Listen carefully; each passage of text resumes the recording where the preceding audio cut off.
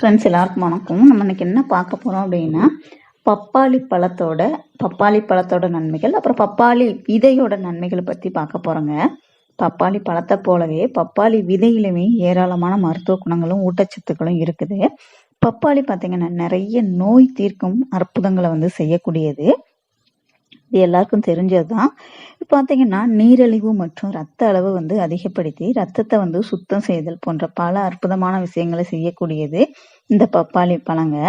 ஆனா பப்பாளி பழம் சாப்பிட்ற நம்ம பப்பாளி விதையை தூக்கித்தான் போடுறோம். பப்பாளி பழத்தை போலவே பப்பாளி விதையிலையும் ஏராளமான சத்துக்கள் நிறைஞ்சு கிடக்குது.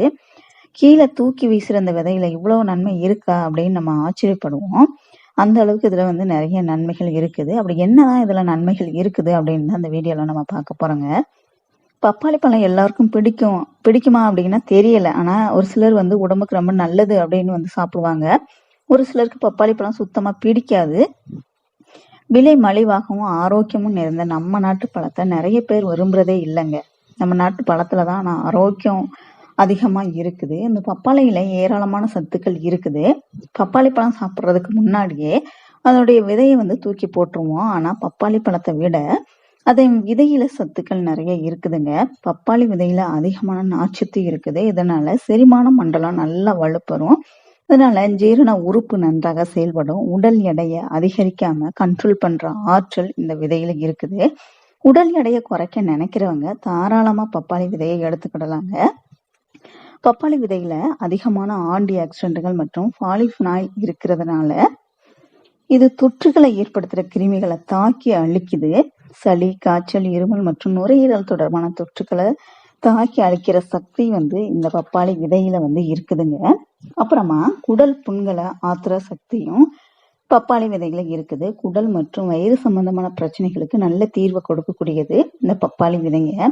அல்சர்னு சொல்லக்கூடிய வயிற்றுப்புண், உணவு குழாய் தொற்று இருக்கிறவங்க இந்த பப்பாளி விதைய பச்சையாகவே சாப்பிடலாம். இல்லை அப்படின்னா காய வச்சு அதை பொடி செஞ்சு கூட அந்த காஃபி அந்த மாதிரி நீங்க குடிக்கும்போது அதுல போட்டு கூட நீங்க குடிக்கலாம். அந்த மாதிரி குடிக்கும்போது வயிற்றுப்புண் சரியாயிருங்க.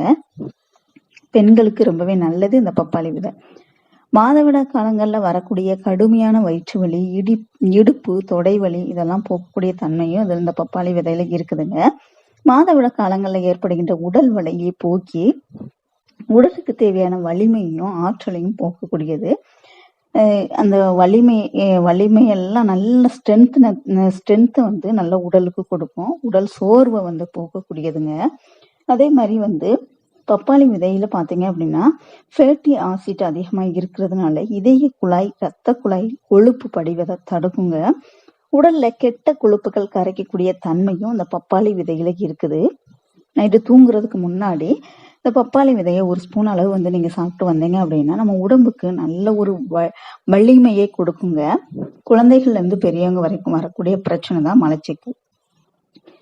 இந்த மலச்சிக்கல் பிரச்சனை சரியாகிறதுக்கு இந்த பப்பாளி விதை சாப்பிட்றது ரொம்பவே நல்லதுங்க. இந்த பப்பாளி விதை சாப்பிடும்போது மலச்சிக்கல் பிரச்சனை சரியாகும். அது போல வயிற்றுல உள்ள புழுக்களும் வெளியேறிடுங்க. நம்மளுடைய ஒட்டுமொத்த வயிறும் சுத்தமாகும். பப்பாளி விதையில அதிக அளவு மினரல்ஸ் இருக்குது. அதனால கல்லீரல் நல்லா செயல்பட உதவுதுங்க. கல்லீரல்ல வீக்கம், கல்லீரல் சம்பந்தமான எல்லா பிரச்சனைகளையும் போக்கக்கூடியது இந்த பப்பாளி விதைங்க. இதுக்கு 10ல இருந்து ஒரு 15 பப்பாளி விதைகளை டெய்லியும் சாப்பிட்றது ரொம்ப நல்லது. சிறுநீரகம் ஆரோக்கியமா இருக்கவும், சிறுநீரகம் செயலில தடுக்கவும் பப்பாளி விதை ரொம்ப உதவியா இருக்குதுங்க.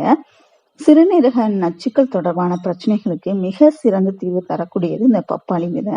இந்த பப்பாளி விதை இயற்கையாகவே நோய் எதிர்ப்பு தன்மை கொண்டதுங்க.